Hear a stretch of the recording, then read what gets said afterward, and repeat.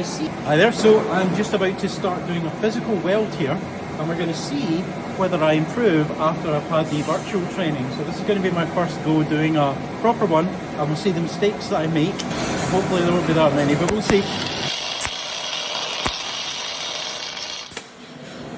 How do you think that went? I think that went okay. I think that I managed to try to keep the angle okay, but I started going a little bit too fast, just about 2/3 of the way through. Hi again. Okay, so this is me already tried out my first weld, as you've seen. Now I'm going to try practicing on virtual reality. This one is interesting. It's binocular. That's quite unusual. It's got 2 lenses that you can adjust for your eyes, so that means that you get a sense of depth. That's all I know at the moment, but I'm going to test this against the ones that I've used before, so let's see how it goes. I've already calibrated it for my eyes, and then I'm just going to bring down the helmet.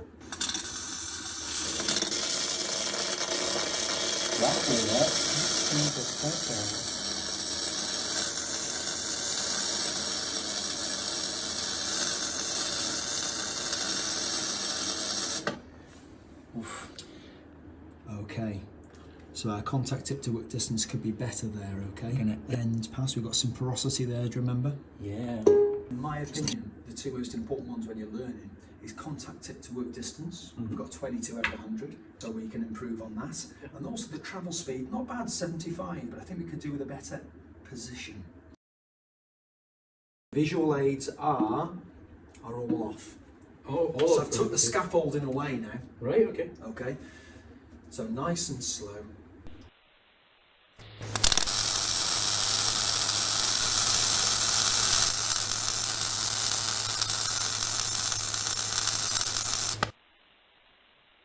Wow. All visual cues off, a score of 81. 81. So look at these now. Your contact tip to work distance to begin with, no visual cues, was 22. Now it's 71 with no visual cues. Wow. So you've just understood exactly what would happen. And as I mentioned to you earlier, the difference being in a welding workshop, you'd be welding with real steel. I give you some verbal communication, I'd do a demonstration, I'd evaluate you, and then I'd give you verbal feedback. Wow. But then I'd go. Yeah. I've got 13 other welders to come and see, so you won't see me for 10, 15 minutes. So by the time I've come back to you, you'll be a little bit frustrated. You may have forgotten some of the tips that I've given you, and we'd have to start again. Maybe a little bit more improved, but only a little. Would I have done more than 1 coupon while you were away? You certainly would have. You'd have maybe gone through 7, 8 at £1.80 a go. Just for the metal? That's purely for the steel, that's let alone the gas, the kilowatt hours, the welding wire. Costs here, it's just what, maybe a kilowatt that you're using, kilowatt hour or something like that? For a whole lesson, I've got a couple of pounds. Really? As opposed to a 2-hour lesson in the workshop, £220. What? Some institutions would come to a student now and say, well done, you've got 82, but if you were to ask that student why they got 82 out of 100, they wouldn't be able to tell you. When it's used right, you can visually look at all these now and you know. I mean, what's your weakest one there? Probably the contact to work distance again. Yeah. You know, I was being guided mostly on this by sound.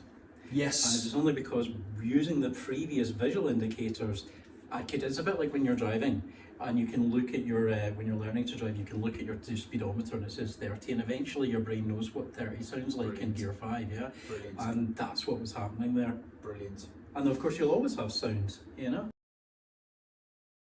You know what we need to do now?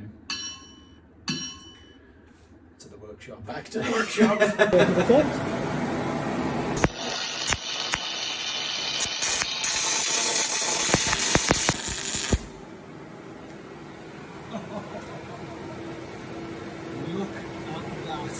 For me, 50-60% better than your last attempt.